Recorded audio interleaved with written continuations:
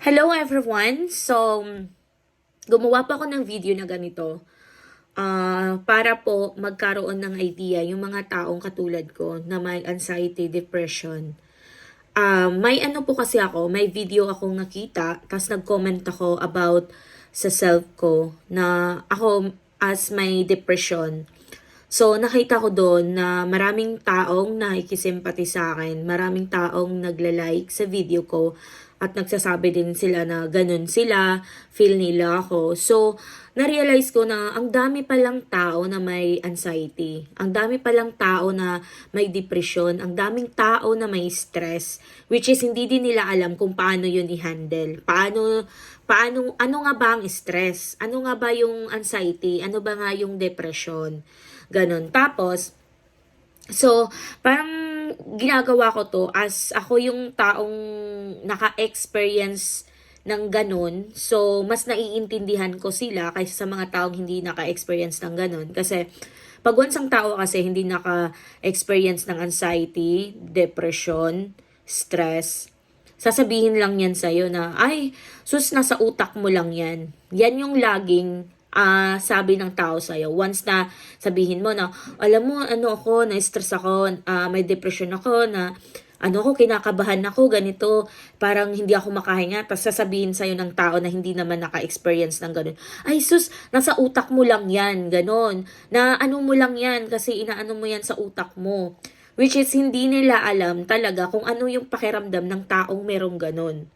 So, minsan, yung iba, hindi rin nakakatulong sa atin. Kasi, imbes na papakalm down ka nila, parang mai-stress ka pa lalo sa mga sinasabi nila. So, ito, as ako na naka-experience ako, yan, matagal na sa mga about 10 years, naka-experience ako.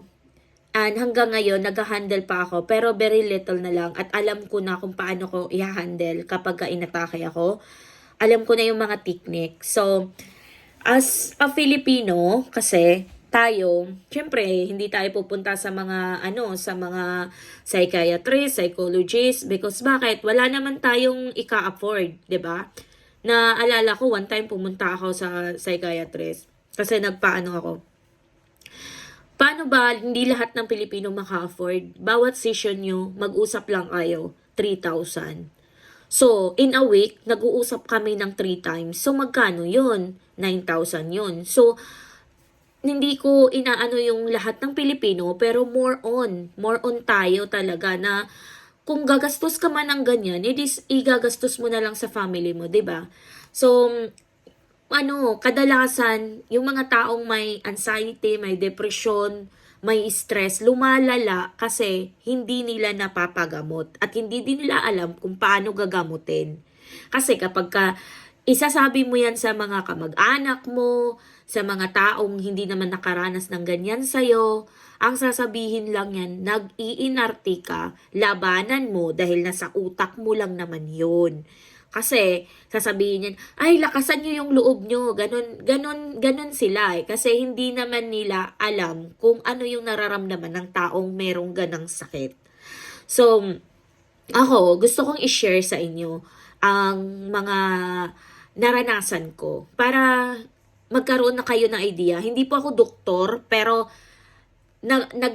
meron po akong psychiatrist at saka meron din po akong therapist na nag-handle sa akin. So, yung mga technique na binigay nila sa akin, yung mga technique na natutunan ko sa kanila, i-share ko po sa inyo para at least kahit papano magkakaroon kayo ng idea.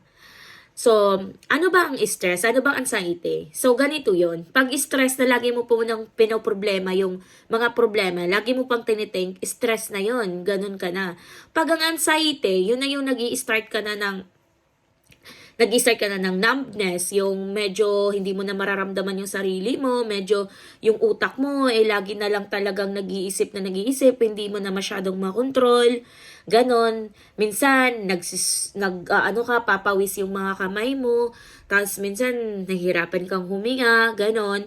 Tapos, kahit yung ano mo sa sarili mo, hindi mo siya makokontrol.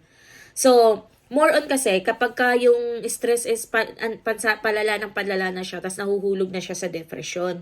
Yun na yung, syempre, yun na talaga yung malala. So, ganito yon. Kapag once na kasi ang tao na nagkakaroon na ng stress, nagkakaroon ng depression, anxiety, ganun. Kasi pare-pares kahit anong pangalan yung tatlo na yan, ganun yung sintomas eh. Yung depression lang is sobrang lala na kasi siya na parang, alam nyo yun, umiiyak ka na lang ng, alam mo yun, walang dahilan, minsan. Tapos, so, kayang tatlo na yan, syempre, ano lang yan, magkakamag-anak lang yan sila. So, as ako kasi, dati, pagka meron akong, ganyan, pag inaatake ko, hindi ko pa alam nun dati, bigla akong hindi makahinga. Kasi, yung parang nanunuyo yung yung bibig ko, nanunuyo yung parang wala akong lunok, tapos kinakabahan ako, tapos, yung feeling ko, parang mamamatay na ako, yung parang ganun. Ang daming tumatakbo sa utak ko. Nung time na yun, hindi nang alam ng pamilya ko kung ano yung mga stress na yan. So, akala naman nila, nanuno ako. So, dinala nila ako sa albularyo. So, syempre ang albularyo, hindi naman sa syempre kung ano-ano naman talagang sasabihin nila, which is yan yung paninindigan nila.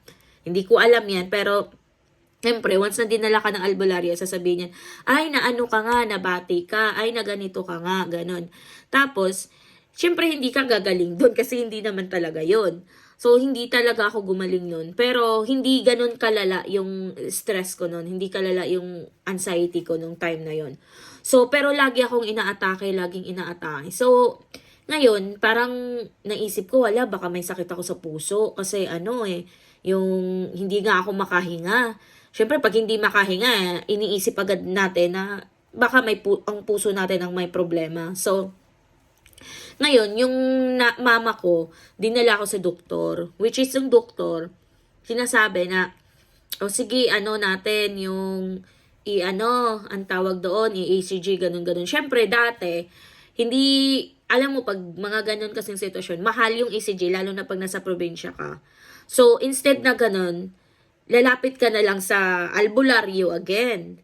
So, ganun yung ginawa ng nanay ko. So, after all, hindi talaga siya nawawala. So, parang yun na lang laging iniisip ko na baka nga may sakit ako sa puso, baka nga may ako, may butas yung puso ko, may bara ang puso ko. Ang lala ng mga pinag-iisip ko, which is lalong nakakadagdag sa stress ko. Kasi hindi aware, lalo na pag nasa probinsya ka, hindi aware yung mga tao sa stress na yan. Kapag kasi sinabi nilang naramdaman, uy, lagi ako nag-iisip, laging sasabihin nila, ay, nalipasan ka ng gutom. O, 'di ba? Pabaliw ka na, girl, kasi lipas na ng gutom yan. Ganun yung mindset ng tao kasi hindi nila alam yun.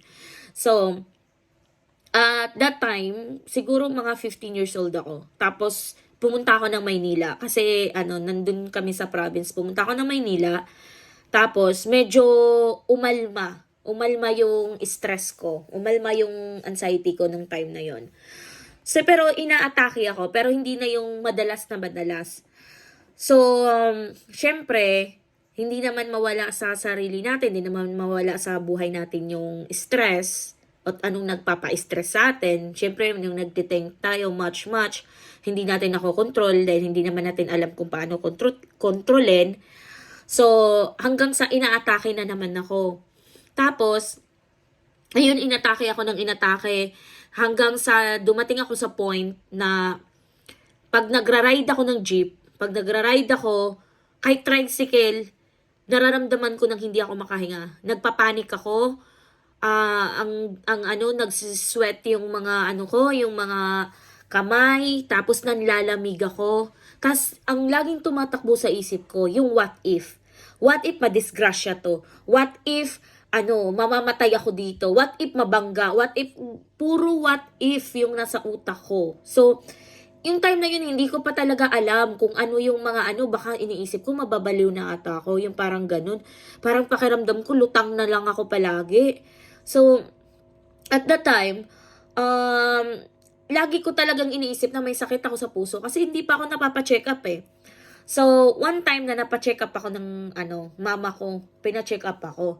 So, pagpa-check up dun, Ay naku, yung pina-check upan namin is, alam mo yung mga center-center lang sa mga ano, yung hindi siya malaking hospital. Anong tawag doon? Nakalimutan ko na. Basta yon. So, ini-ECG nila ako doon. Tapos, eto pa yung lumabas sa result ko. Ang lumabas sa result ko is may bara ang puso ko. Kaya pala, which is hindi ako makahinga. So, my God, everyone, nagpapanik na naman ang lola nyo.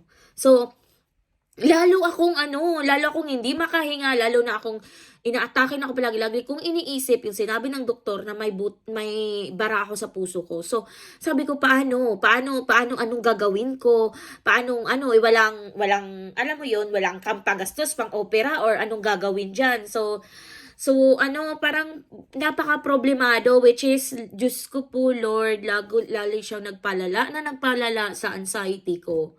So, until dumating yung time na nagkaroon ako ng asawa na Briton.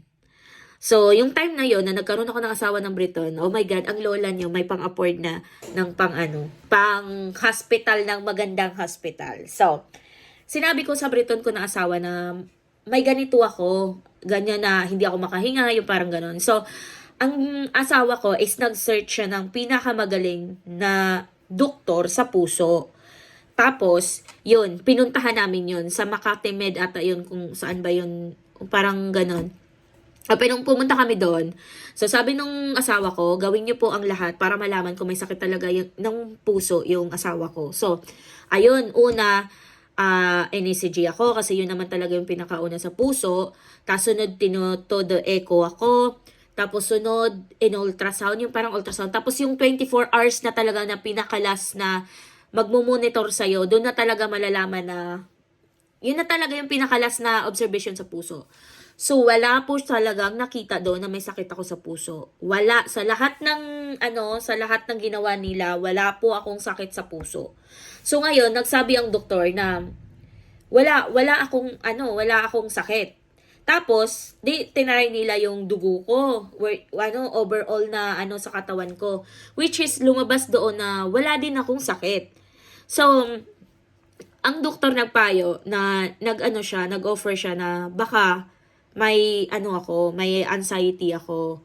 Baka sa utak ko yun. So, ganon. Pero hindi po ako baliw Kine-clarify ko lang po na ang anxiety, hindi po yung kahulugan ng taong may ganyan. Baliw na po. Hindi po. So, yun. So, nag-search ulit yung asawa ko. Nag-find out siya ng magaling na psychiatrist.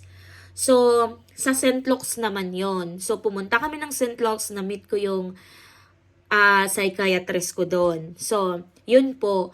So, ito yon. Ang check-up po is 3,000. Ang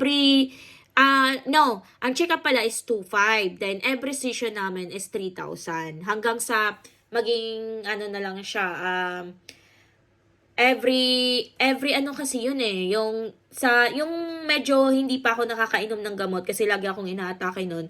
So, every 1 week, 3 times kami magmi-meet. So, ibig sabihin nun, 3,000, so 9,000 siya. Every week yun. So, imagine nyo yun. Hindi lang sa sa ibang tao, isang sahuran na yun. Hindi nga lang, 1 month sahuran yun, 'di ba? Gaano ka-expensive para sa kumuha ka ng psychiatrist, 'di ba? So, yun. Hanggang sa pinainom ako ng gamot ng psychiatrist, naresitahan niya ako. Tapos, naging okay ako. Naging kalmado na ako kahit ride ako ng eroplano, ride ako ng hindi na ako ganun inaatake. So, it means na may anxiety talaga ako, depression ganun.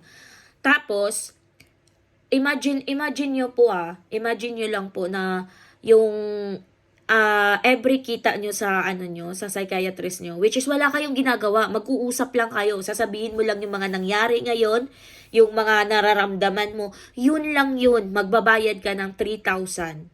'Di ba? So, sa mga mahihirap na tao na katulad ko rin, ang 3,000, naku, napakalaking napakalaking pera na yan. Di mo yan makikita-kita ng kahit 15 days, yung 3,000 na yan. So, ang gusto ko lang sana na ma-aware tayo at saka ano natin na kahit walang gamot, kaya nating labanan ang anxiety or depression kapag ka hindi pa siya ganun talaga na, yung parang feel mo pa lang na meron ka. So, everyone, ang ginagawa ko is, siyempre, nagagamot ako, ganun. So, hindi ko pa alam yung mga technique na yan, kung anong mga technique about anxiety. Kasi, ano pa lang ako noon mga ilang months pa lang ako. Hanggang sa, nung pumunta na ako dito sa UK, doon ko na parang nare-realize yung madami na akong doktor na napuntahan dito. Tsaka, yun nga, may therapy ako. So, doon ko na, nagkaroon ng idea na may mga technique din pala siya na kahit papano makatulong sa atin. So, ang first kasi, 'di ba po, lagi tayong nag-iisip, lagi tayong kukontrolin po natin. Kailangan po natin ng control sa sarili natin. Alam nating mahirap talaga kasi syempre ako kahit dati, kahit anong control ko sa sarili ko na hindi, pero yung isip ko napaka-powerful po talaga. As in nagtitink po talaga siya na parang sasakyan na walang brake, na kahit anong brake mo, hindi ayaw niya. So, ganun po ako dati, which is, iiyak mo na lang kasi wala din naman nakakaintindi sa'yo. Tapos, minsan, may mga negative comments pa yan. Kasi nagbibisyo yan kasi ganito yan alam nyo po yun, which is, sa mga taong hindi po naka-experience ng anxiety or depression, kung may tao man kayo na nakasalamuhan na ganun, wag niyo pong i-judge. Kung wala naman po kayong maitulong o hindi niyo nararamdaman yung nararamdaman ng tao, ano na lang po kayo, shut up na lang po. Kasi the more na nagsasabi po kayo ng mga negative, the more na nagsasabi kayo ng hindi kaaya-ayang mga words, hindi po yan nakakatulong sa amin. Bagkus, lalo po yan nagpalala sa nararamdaman namin. Kasi yung mga sinasabi nyo, na iniisip na naman namin yun. Yung mga judgment nyo sa amin, nandyan na naman sa utak namin yun. So, please lang po, sa mga taong hindi nakaranas ng ganun, kung wala naman din kayong maigandang masabi, shut up na lang po kayo, no comment na lang po. Yan na lang po yung maitulong nyo sa tao na may mga ganong sitwasyon. Kasi, very thankful kayo na hindi nyo naranasan yung mga ganyang sitwasyon. Pero, alam nyo po kung nararanasan nyo, para siyang para siyang sakit na hindi mo talaga maintindihan Na parang dati nga, nung may anxiety ako, ganyan ako na hindi ko pa alam kung ano talaga kasi nung time na tapos na ako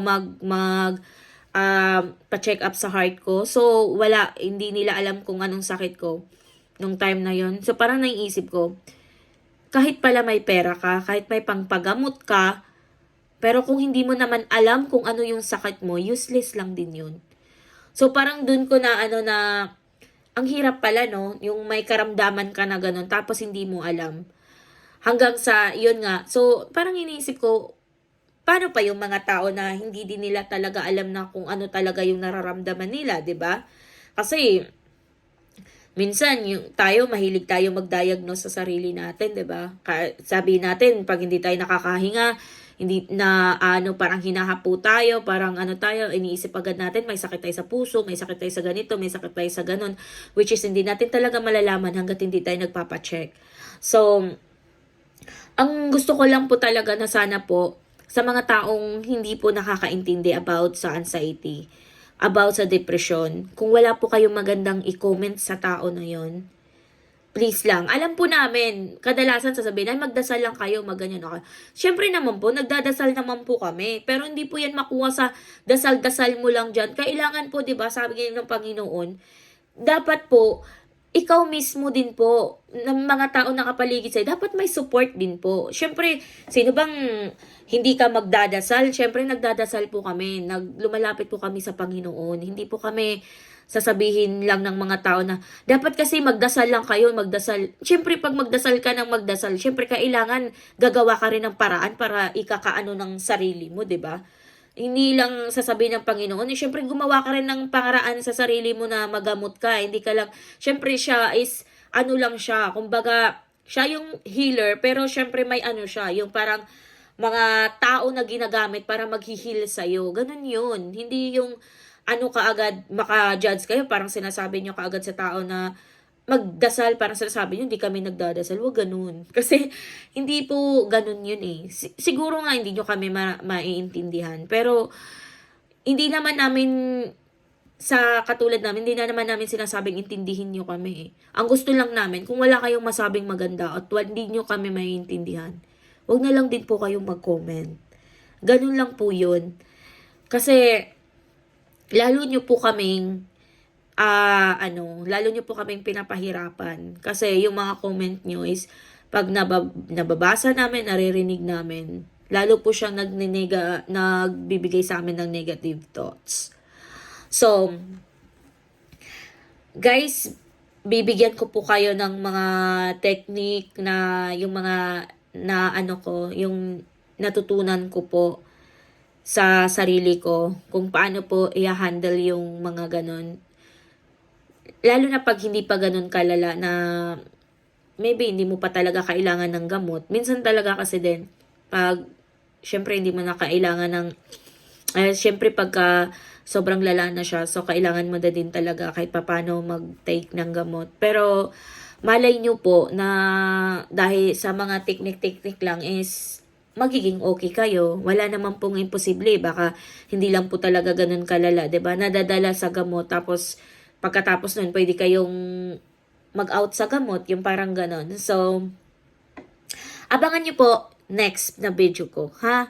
I-share ko po sa inyo kung paano po magkakaroon ng technique, kung paano po.